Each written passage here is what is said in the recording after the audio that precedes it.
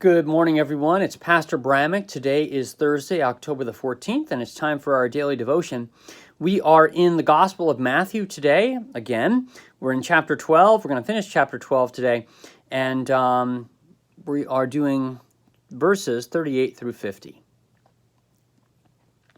Then some of the scribes and the Pharisees answered him, saying, "Teacher, we wish to see a sign from you."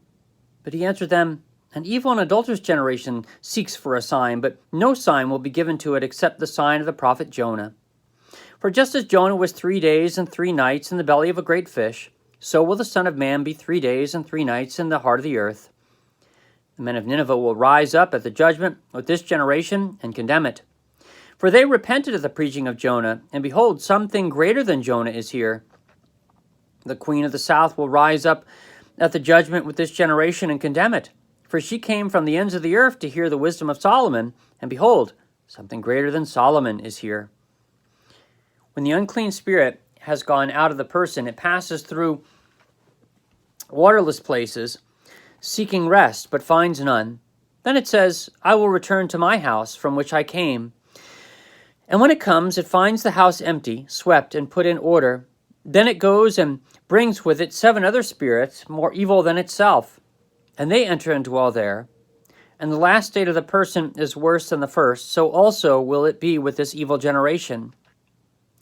While he was still speaking to the people, behold, his mother and his brothers stood outside, asking to speak to him.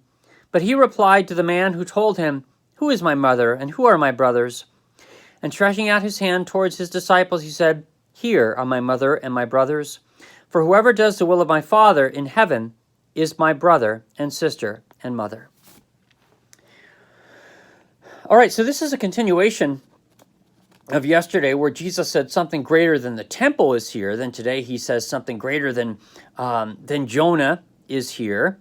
And then he also adds to that, in good threefold fashion, something greater than Solomon is here.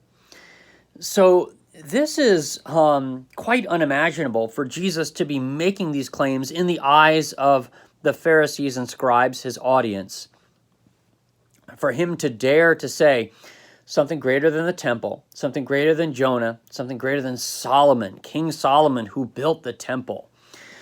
These are revered Old Testament institutions and figures, and no one at the present time could possibly be conceived as rivaling them unless it was the Messiah himself. And so Jesus is indirectly making those claims about himself today, and certainly would be raising some eyebrows, fueling further anger against him, because at this point you have to either answer the question, you do have to answer the question, is Jesus the Messiah?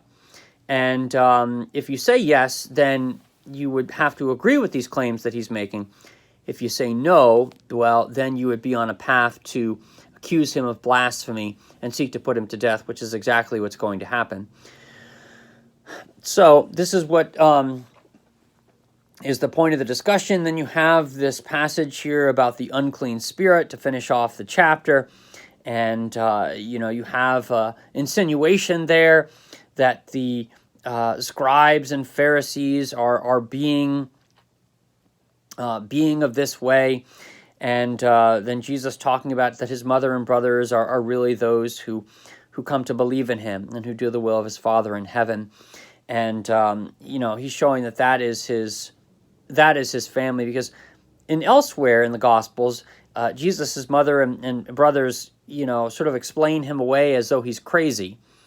And so there is something of a distancing that happens, but at the same time, we're talking about, the Virgin Mary here at one time and the Lord's brother James. And so there is at the same time a recognition of love and a bond that is there as well. Okay, tomorrow Elizabeth will be here to start you on the parable of the sower, but for now we will continue with the Lord's Prayer. Our Father, who art in heaven, hallowed be thy name. Thy kingdom come, thy will be done, on earth as it is in heaven. Give us this day our daily bread, and forgive us our trespasses, as we forgive those who trespass against us. And lead us not into temptation, but deliver us from evil. For thine is the kingdom, and the power, and the glory, forever and ever. Amen.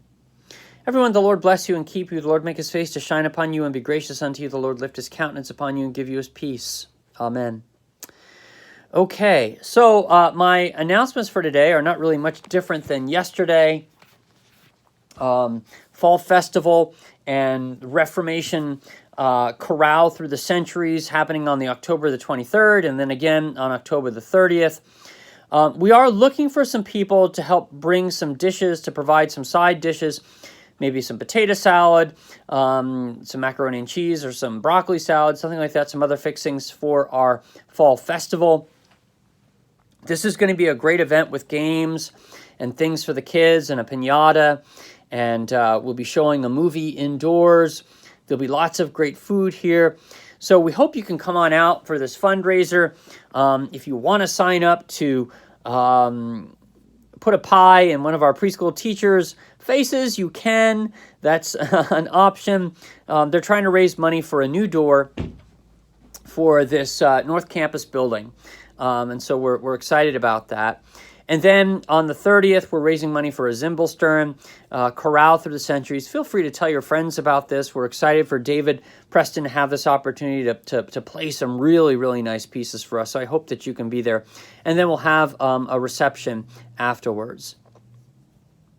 So, and men's breakfast is happening this Saturday at 8 a.m. Elders meeting to follow. So if you're affiliated with those ministries, hope you can make those. All right, that's all I have for today. God bless the rest of your Thursday, and we'll see you again tomorrow for Daily Devotions.